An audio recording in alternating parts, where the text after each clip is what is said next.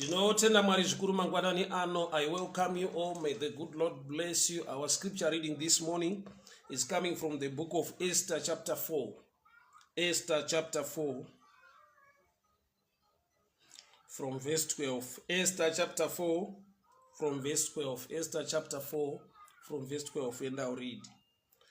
When Esther's words were reported to Mordecai, she sent back this answer. Do not think that because you are in the king's house, you alone of all the Jews will accept. For if you remain silent at this time, relief and deliverance for the Jews will rise from another place, but you and your father's family will perish. And who knows but that you have come to royal position for such a time as this. I'll repeat this statement. And who knows but that you have come to royal position for such time as this. Then Esther sent this reply to Mordecai. Go gather together all the Jews who are in Susa and fast for me. Do not eat and drink for 3 days and 3 nights. I and my maids will fast as you do. Then this is done. When this is done, I will go to the king, even though it is against the law. And if I perish, I perish. So Mordecai went away and carried out all of Esther's instructions. On the 3rd day, that's Esther chapter 5 now. On the 3rd day, Esther put on her royal robes and stood in the inner court of the palace in front of the king's hall. The king was sitting on the royal throne in the hall facing the entrance. When he saw Queen Esther standing in the court, he was pleased with her, held out to her the gold scepter that was in his hand. So Esther approached and touched the tip of the scepter. Then the king asked, "What is it, Queen Esther? What is your request? Even up to half of the kingdom, it will be given to you."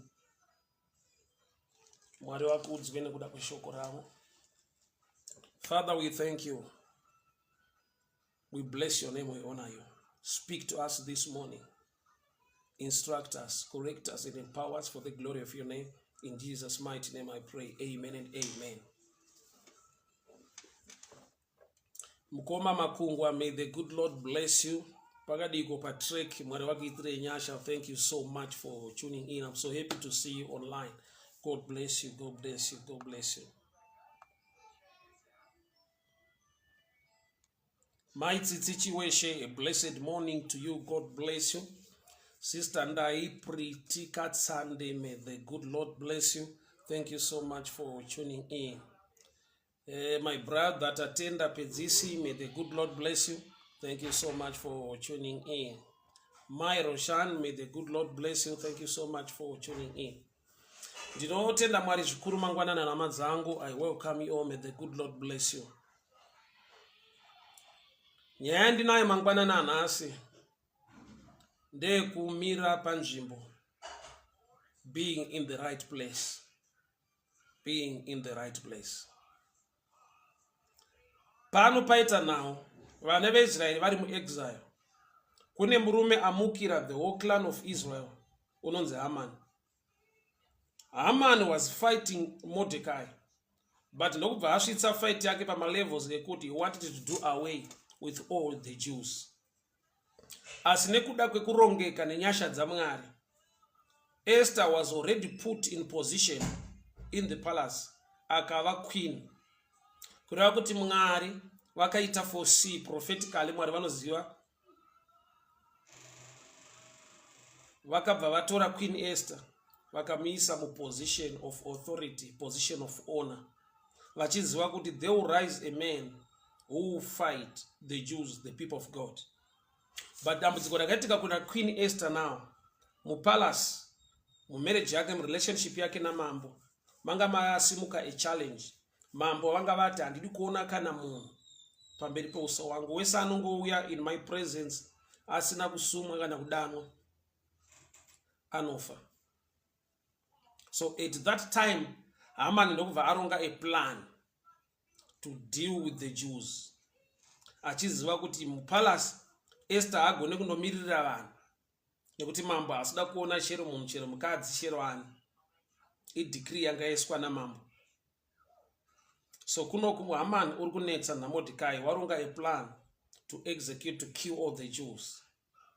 But Mordecai ndokubva atumira shoko kuna Esther. Shoko rakataurwa naMordecai ndo shoko randidenda kuti ndigone kushumira scripture yekuti unoziva here kuti ukanyarara panguva yakadai, if you don't stand for your people, for the Jews, help rubatsiro runogona kubva from somewhere. Unoziva here kuti Mwari vakakuisa panzvimbo iyoyo nechikonzero chine chekuita nenguva yatava. You were put in that place, in that position for a time such as this. Tine zvinhu hama dzangu zvatakatreata, zvatakabata sekunge zvinogadziriswa when we pray about it.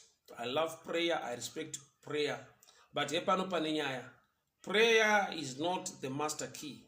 Prayer is one of the keys, and the prayer is communication. Uye mu prayer God reveal things to you. Kurati zvinoda kuitwa zvinofanirwa kuitwa. You don't substitute action by praying. I will repeat.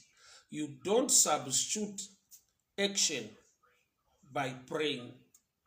Zvaunofanirwa kuita, unofanirwa kuita. Paunofanirwa kunyengetera, unofanirwa kunyengetera. Haugone kusubstitute action by praying. In other words, paunopinda in prayer, God reveals to you what you are supposed to do. It reminds me time yemurumonon's Elijah. Elisha arikutuma munhu kutoratidza towards the sea. That's 1 Kings chapter 17. Ati I can hear abundance of rain, ndokubva apfugama achinyengetera. But ari mu prayer kunyengetera, there was a man, his servant, running. Aimhanya kundotarisa towards the sea achidzoka. The prophet was praying, yet the servant was running to check what was happening on the ground. Kusvika muranda akadzoka akati, I've seen something rising from the sea like a man's fist. Ndopakasumuka Elisha from the prayer. Kureva kuti he was praying, but kune action yaitika. So a combination, prayer and action. There are times that people will substitute action and they will choose to pray for a certain thing. Yet kuti chichocho chimanifeste chizadzikiswe chinoda action. In prayer, God will reveal to you what you are supposed to do. In prayer, unowana instruction. In prayer, unowana revelation. In prayer, unenge uri pa dialogue uchinzwa uchitsvaka kuda kuziva nekunzwa pfungwa yaMwari. So there are times that you pray to God. Waita prayer, you don't hear anything in terms of answer. But you come across somebody who talk to you in a way I was praying concerning this matter, and this man or this woman arikuita sekunga arikupindura, arikundipa mhinduro pazvinhu zvandichinamatirira kana kuchema pamberi paMwari. So there are times that God will answer your prayer through the mouth of somebody speaking to you. Okana kuti unogona kunzwa munhu achitaura like Gideon akaenda kukembi yemaMidhiani akanzwa vachitaura ndokubva zvamusimbisa akabva aziva kuti zvanandichinamata ndichitaura naMwari, this is the way and this is the answer. Hapasipo pari nyaya, but nyaya ndinayo nhasi ndeyekuti Queen Esther, mambokadzi Esther, anga akaiswa mu position of authority naMwari for the sake yekuti agone kuzobatsira hama dzake kana zvinhu zvasvika pazvinenge zvaoma sekudaro. Saka Mordecai, by revelation, prophetically, by the wisdom of God, unotsiura nekudza Esther kuti ukanyarara, help will come from somewhere. Izvo zvinongoreva kuti Mwari wedu haapererwe. God can trust you with a responsibility. God can trust you maybe with finances. God can trust you maybe to be a voice, to be a preacher. But if you ignore and you don't do the assignment given to you, sabu yemunhu haishaike. It's an honor, it's a privilege for God to use you. Why? Because he can use anyone. Neimwe nguva Mwari vakataura vari pagwenzi, Moses akanzwa kutaura kwaMwari from the burning bush. Neimwe nguva Mwari vakataura vari pagwenzi. Vanhu variko but Mwari vakasarudza kutaura vari pagwenzi. Neimwe nguva muprofita akagara padhongi achiita nharo nekutaura kwaMwari. Mwari vakapa dhongi the power of speech. You know the story of Balaam and Balak from the book of Numbers. Mwari vakapa dhongi the ability to see and the ability to talk. Neimwe nguva vaJudha vauya kuna Jesu vakati, nyararidza vanhu ava vari kuita noise kudii kudii. Jesu ndokubva apindura achiti, ava vakanyarara, even the stones can rise up and praise God. Statement iyo yemadimikira anongoreva kuti kana vanhu vakanyarara vakapiwa mazwi nemukana wokurumbidza Mwari, vakanyarara vakasazviita, Mwari haangapererwe. Unogona kureiza chausingatarisire, munhu wausingatarisire, wausingafungidzire, over a player the same role in a better way than zvawaifanira kunge uchiita. So it's a privilege, it's an honor for God to put you in position and trust you with the responsibility. It's a privilege, it's an honor for God to make you a voice, to be a preacher, to be an evangelist, or to be in a position of authority. It's a privilege. Mukana, inyasha idzodzo. God can use the ravens to feed the prophet if the people in the community are not ready to handle the responsibility that can also lead to blessing. You remember the story of Elijah. Aigara mubako achifidwa nemakunguo. Azvireve kuti nyika yanga isisina vanhu, kwasara makunguo na prophet. No, people were there. But there are times yekuti people will focus on their own matters and ignore the things of God. But God will never ignore his own. Mwari avarasikirwe avatadze kuendla nyaya dzavo. It's an honor, it's a privilege for God to trust you to be part and parcel of the blessing nekuva responsible enough. I'll give you this understanding. Tine zvatinofungidzira kuti zvinoberekwa muprayer yetu, zvinongoberekwa muresponsibility, muwisdom kana knowledge, waziva zvekuita. Ndofunga we are all aware, tese tinonzwa munhu achiti dai Mwari andiwanira nyasha, ndaona vazukuru vevazukuru vangu, kana ndaona vana vevana vangu. Ichokwadi, nyasha dziriko dze-long life. But hepano pane nyaya, that one, statement yekuti ndichada kuona vazukuru vevazukuru vangu, secret hombe iripo besides praying. Praying is good, kuti uwanirwe nyasha dzekurarama nguva refu. But the privilege yekuti uone vazukuru vevazukuru vako, secret hombe pairi, is to marry early. I will repeat.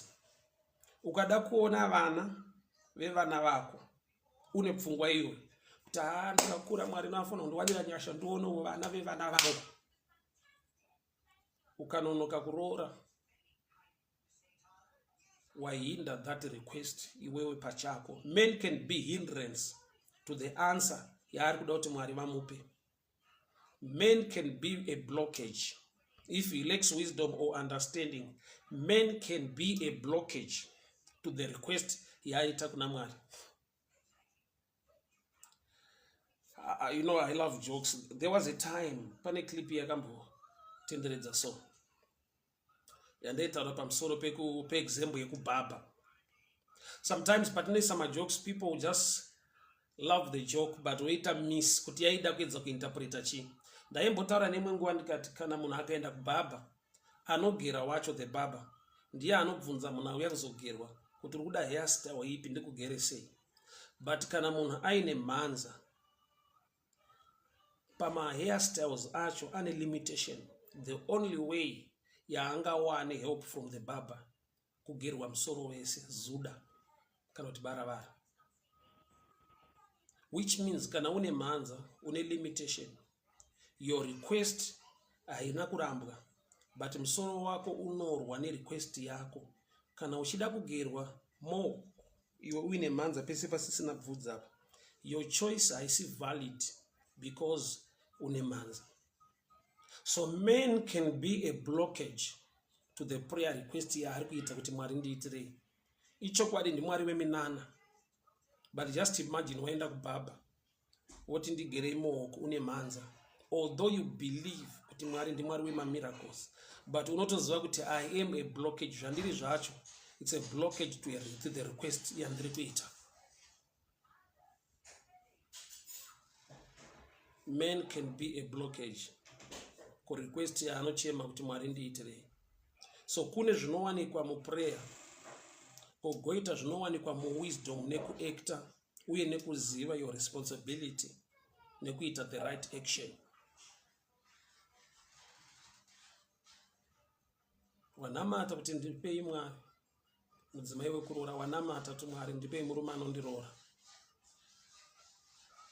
Spiritually favor yadururwa pauri, but the physical part and the physical way belongs to you to connect to the blessing yawakapiwa spiritually, which means mu society, mu community, mu nzvimbo yaunogara, you can't pray for somebody to marry you and spend the whole year in your house without going out, because you need to interact. So pane zvimwe zvatinofungidzira kuti zviri mu prayer line, mu prayer circle, but zvakavigwa mu wisdom, mu action. Esther audzwa naMordecai kuti ukanyarara Mwari vanoraise help from somewhere. Shoko iro rakamuvhundutsa. Ndofunga akabva aziva kuti Mwari havapererwi. Ukaona Mwari vakutrusta with something, take that opportunity, that privilege so serious. Why? Because if favor, God can use anyone. Position ya uripo nekuda kwenyasha dza Mwari. Position ya it's all by the grace of God. Ukafungidza kuti it's because you are beautiful, there are people who are more beautiful than you. Ukafunga kuti because you are intelligent, there are people more intelligent than you. Ukafungidzira kuti ameno zvezva unogona, there are people who are better than you in that position. But the same Mwari vakutendera kuva in that position, that's the grace of God. So every position, and aimbotara nevamwe neimwe nguva munhu achiti ano inyaya kuti vamwe tinenge takarongeka, vamwe tinenge takati fundei, ndikati your research is very poor.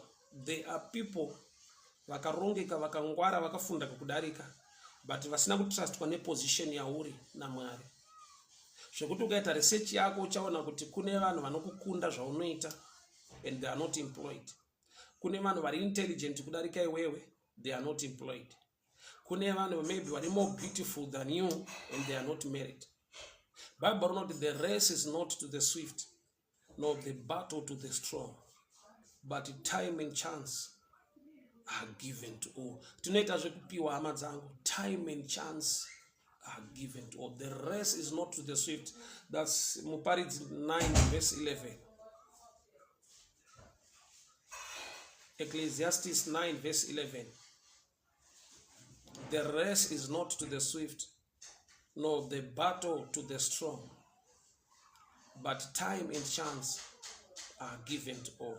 But hapano pane nyaya, ukasazvidiscover nekuzviziva, you abuse the opportunity and you lose the favor. So Mordecai ari kuudza Esther kuti unoziva mwana wamai, position yauri yanga isiri maringe the beauty, hongo wakanaka, but position yauri Mwari vakaitira purpose, a reason for you to save the people of God.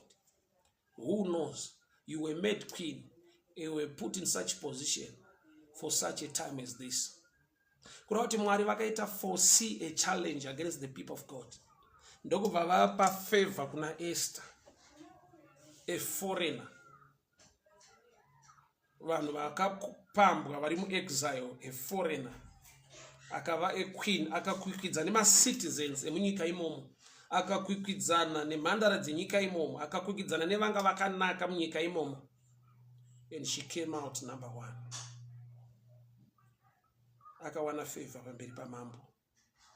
But that favor yanga iri connected to responsibility. Chichachengeta imwe ropafadzo nefavor muupenyu hwako haisi prayer. When you act responsibly,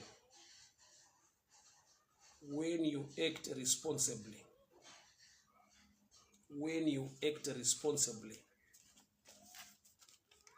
tine zvinhu zvekuti munhu anogona kuchema kuti ko Mwari havasi kundirangarira 1, Mwari havasi kundiona 1, munhu otoenda muprayer. But kune zvisingachengetwe neprayer zvinongochengetwa nekuti you are responsible enough. Uri muposition and uri kuziva kuti sei Mwari akakuisa muposition iyoyo, and we are acting according to the reason sei Mwari vakakuisa ipapo, and automatically you will be protected. Unochengetedzwa, unoropafadzwa naMwari ukamira munzvimbo ukava responsible enough.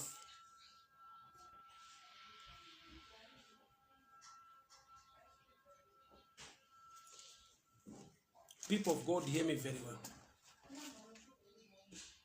Esther akaudza Mordecai kuti chiendai munotsanya, ini nevasikana vangu kuno kuti chatsanya, ndichanomira pamberi pamambo. If I perish, I perish. End of the story. Esther haana kuparara. Esther wakawanirwa favor, akapiwa opportunity namambo kuti taura zvaunoda, even half of the empire I can give you. Zvinoita sekunge praying and fasting zvakaplay a major role kuti awanirwe favor. Gamba, she was already favored by God to be in that position. So prayer and fasting yakangoita unlock changa chiri hidden mahari kuti agone kuwana mukana wokutaura namambo, nokuti mambo mazuva yanga asikadi kutaura nemunhu. But chakatanga chaitika inyasha dzaakapiwa dzekuiswa muposition.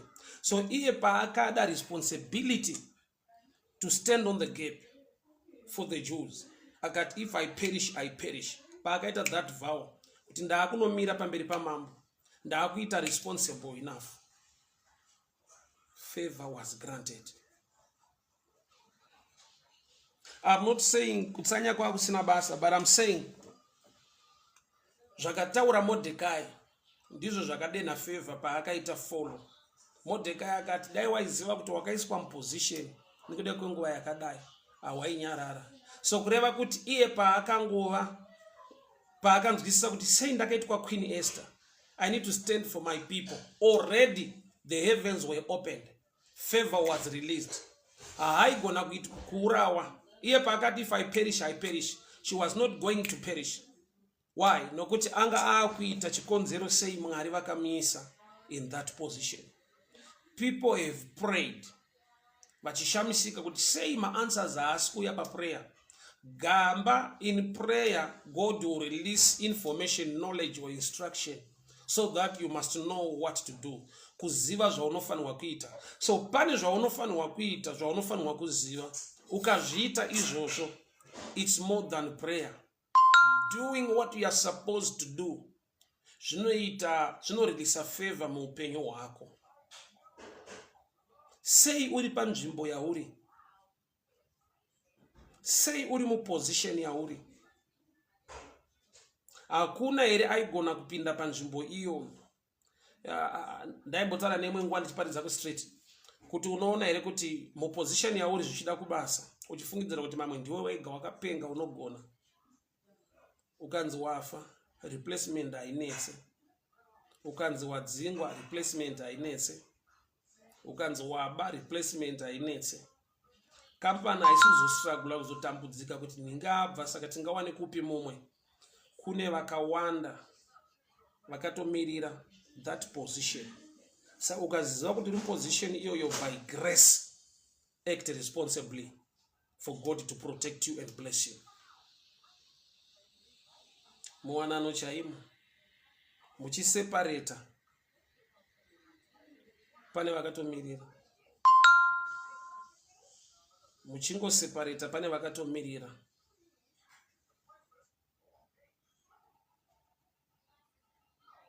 Because there are times ekuti kana waused uchinakidzwa neposition yauri, warelaxa, you can easily forget kuti pane nyasha dziripo, although ndakangwara, although ndine ma-connections, although ndakadi, but there is grace. Nokuti I've seen people who are connected to great people vasina kwavakaenda. Connections are not enough pakashaika the grace of God. Uza kune munhu wokutaka kutsanangura kuti with so and so we are friends, so and so we are connected, and you look at his life or her life, you begin to wonder, it can be true, but pane chinenge chichishaikwa. Hama dzangu, blessing is when you know why you say uri panzvimbo iyoyo and act responsibly, and you see that God releasing great favor upon your life. Esther anga atone challenge mbamake. Mambo vanga vatoti handidi kuona anyone in my presence. But chakaita kuti Esther azoenda mu presence ya mambo abate a golden scepter ye grace. Inauye kuti she was standing for others, not for herself. Esther paari kutsanya onomira pamberi pamambo. Haasi kuzviita for the sake yekuti ari kuda kuwana favor from the king. Ari kuzviita so that awane opportunity yekuzobatsira hama dzake vari under a threat kubva kuna Haman. So paaka acta responsibly, paakaita stand in position, favor was granted to her. She was allowed to come into the presence of the king because she was now acting responsibly. Zvinongonidzora pa the Lord's prayer, but not our Father who art in heaven. Baba ledu, Baba ledu. Kureva kuti prayer, model ye prayer inongoticha kuti being selfish is not of God. Being selfish is not of God. Kuva nemweya wechindini wekungoti me, I, is not of God.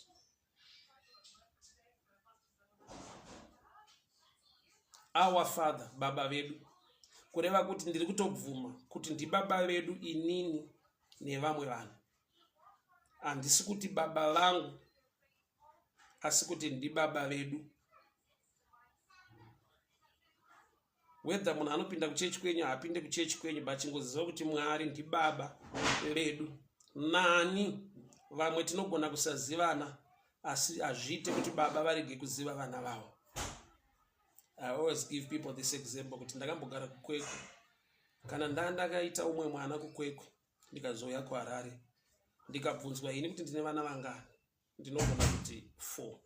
Asi vana vangu vakabvunzwa kuti mumhuri menyu muri vangani, vanogona kuti 3. Inhauye kuti vana vanogona kusazivana, asi hazvigone kuti baba vasazive vana vavo. Same with Elijah. Anoti Mwari, ndini ndega muprofita wenyu ndasara. Mwari ndokubva vamuzivisa kuti kwete, variko vasina kupfugamira Bhaari, vatori mumapako vari kufidwa naObhedhaya. So there are times yekuti isusu maybe mind yedu tine mablinkers meso yedu yekuti we see people wekuchechi kwedu tofungidzira kuti ndo vanhu vaMwari. We see people mucommunity kwedu tofunga kuti ndo chete vanhu vaMwari. Mwari ane vana vakawanda vanomunamata. Dambudziko vana havazivane, asi baba vanoziva vana vavo.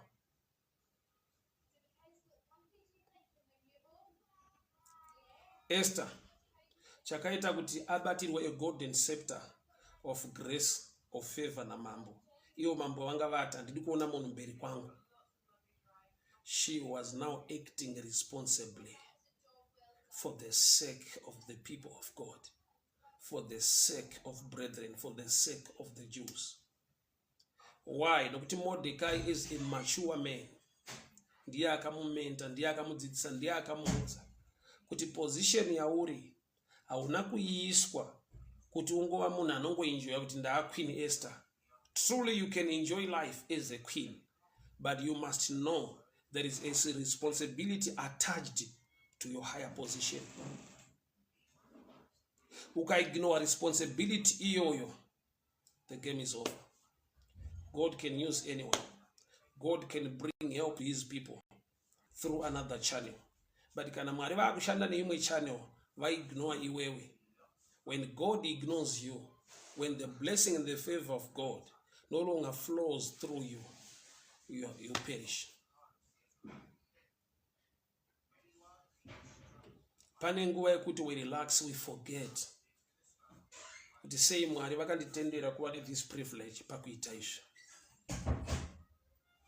Ukasava responsible enough, ukasatakura responsibility, ukapedzisira wakungoenjoya blessing nefavor zviri pauri usina a mind towards others, very soon you experience kuti when God will choose to use somebody, you will perish.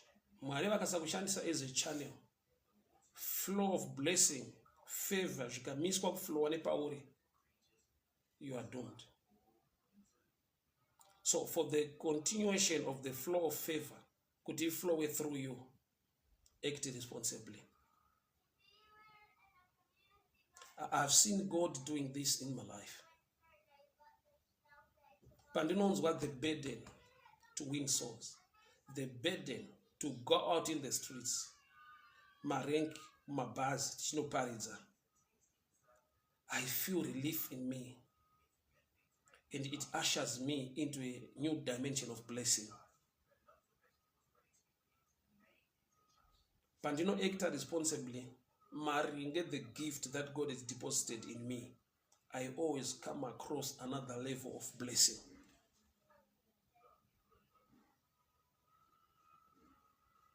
Esther, chiri kuita kuti mambo vabate golden scepter, vamuti come, what's your request?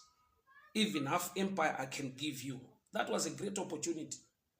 Mukana wekuti hana kubvira ambouwana mumarriage yake, wekunzi nemurume wake namambo ndogona kukupa kana half a kingdom. Remember, she's a foreigner. But mambo wasvika pavanofarisa vakati ndinogona kutokupa half a kingdom, taura kuti unodei. Zvabva papi, she was now standing for others. Ndo pari kuwana a greater blessing than paaingova Queen Esther standing for herself.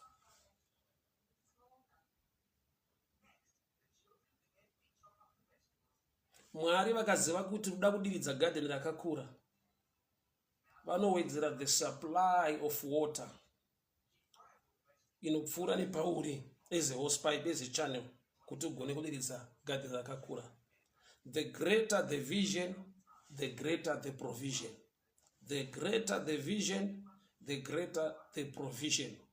Kana vision yakakura, ikuwa responsible nokuita zvakanaka muimba yaMwari, kuvanhu vaMwari, muupenyu hwevanhu, the Lord will empower you in a bigger and greater dimension. Mwari vakaona demand iripo, vanogadzisa the supply iri kuuya nekwauri.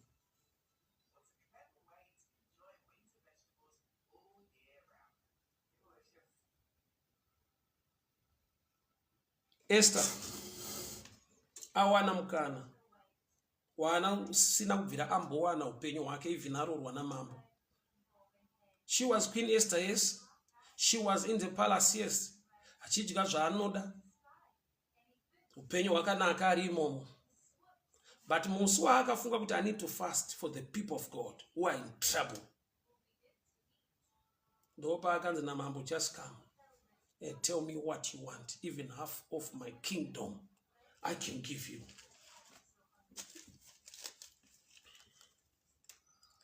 Paakamira muresponsibility, akanzi even half of my kingdom I can give you.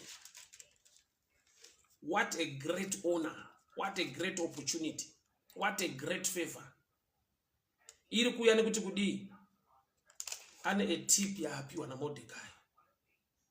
Don't ignore to stand for your people in such a time. Nekuda kwekuti you were made queen for such a time.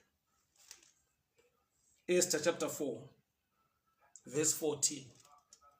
For if you remain silent at this time, relief and deliverance of the Jews will rise from another place. Mashoko yo anotyisa. Ukaziva nekuanzwisa anotyisa. Kuti Mwari vane mumwe munhu wavanogona kushandisa in my place when I ignore the responsibility. Statement iyo inotyisa. That God can raise somebody if I can ignore to be responsible enough to carry the assignment yavakadeposita mandiri.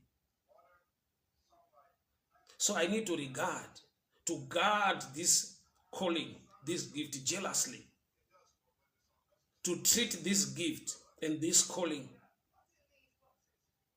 with jealousy. Kuziva kuti it's an honor, it's a great privilege to be an evangelist, to minister to people. It's an honor, it's a privilege. I see burden. This assignment, inofanwa kundipa joy. Why? Because if I ignore, God can even raise stones in my place. Jesu paanoti nyangwe matombo anogona kumurumbidza, ari kungoti there is always a way Mwari avanogona kuita kana munhu aresista to be used by God.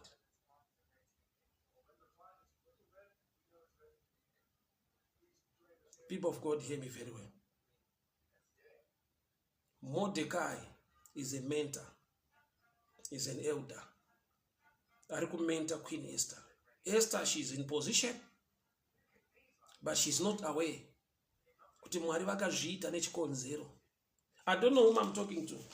Une position yauri. Yekuti dzimwe nguva waingorelaxa uchingoti zvinongoitika, unoziva kana wakangwara, zvinongoitika kana une maconnections, zvinongoitika kana uchidai uchigona izvo waka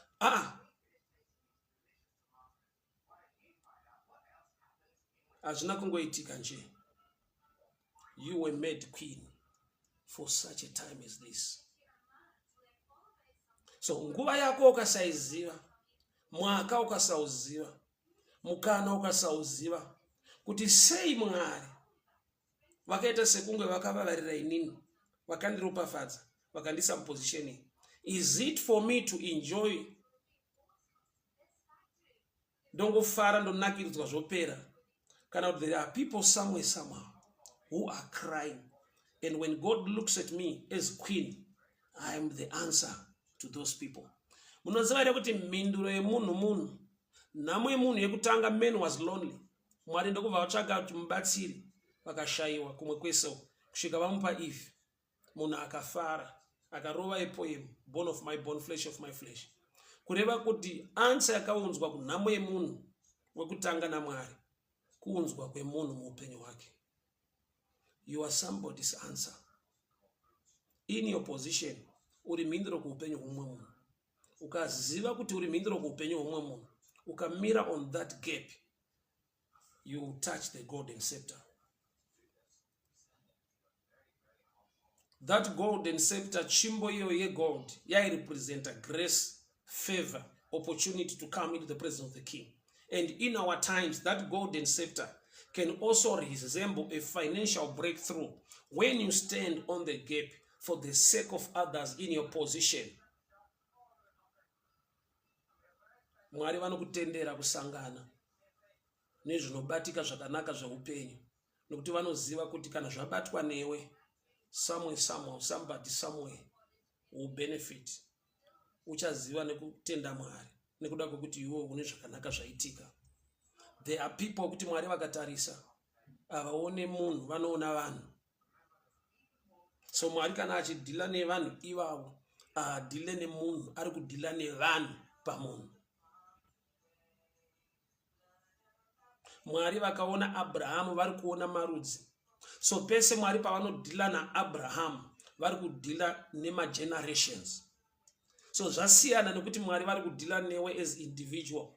But ukava responsible enough, Mwari nyangwe vachidhila newe, vanenge vachidhila nevanhu kwete nemunhu. Be at that level yekuti Mwari vakakuona, vanoona vanhu. So zvichemo zvine vanhu, matambudziko ane vanhu, Mwari vakaona iwewe, vanoona a channel, a vessel yavanogona kushanda nayo. So there are times yekuti things will come your way, blessings will come your way.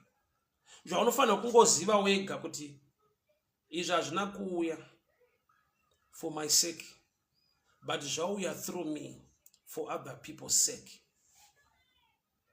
There was a time, ndichiparidza pana first, I don't know when was it, maybe 2018 or so, 2018 or 2017, I was preaching and a certain man was passing by. hapana anogona kurota Mwari, hakuna akaona Mwari. But chinoitika ndechekuti sometimes unoita madreams, unorota a man of God, a woman of God, a prophet, an evangelist. Unorota vanhu vaMwari vawakatenda ukagamuchira. Sometimes unogona kurota vachitaura newe. Chiri kuitika ndechekuti Mwari vada kuti vacreate, ndiMwari vanenge vachitaura newe, but vanoshandisa the face yemunhu waMwari wawakatenda kuti aite sekunge ndiye ari kutaura newe. Why? Nekuda kwekuti Mwari vada kuti vacreate a relationship yekuti ugone kudzidza kubva kune munhu wavo. Hausi kurota prophet kana warota prophet.